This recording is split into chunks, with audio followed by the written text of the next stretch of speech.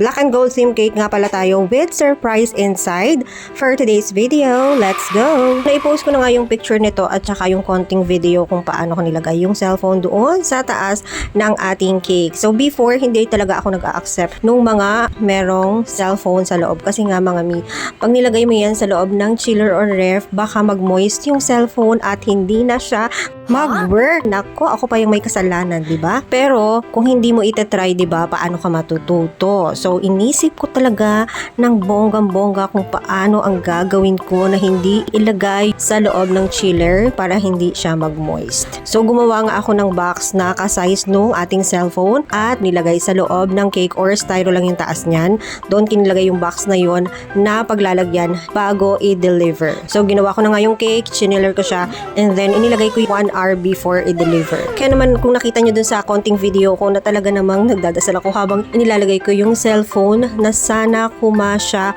at hindi mag-crack ang ating icing. So sa tingin ko naman ay napakabait kong bata kasi narinig ang ating prayer dahil naging successful ang paglalagay ng ating cellphone sa loob at hindi siya na-damage. So ito na guys, kung meron pang gusto magpagawa ng ganyan na may surprise cellphone sa loob, nako, ayan na, caring-caring na natin gawin. So ito na po yung ating cake. Thank you client sa pagtitiwala and thank you also sa lahat ng nanood. Salamat po sa ulitin. Thank you, thank you, thank you, thank you.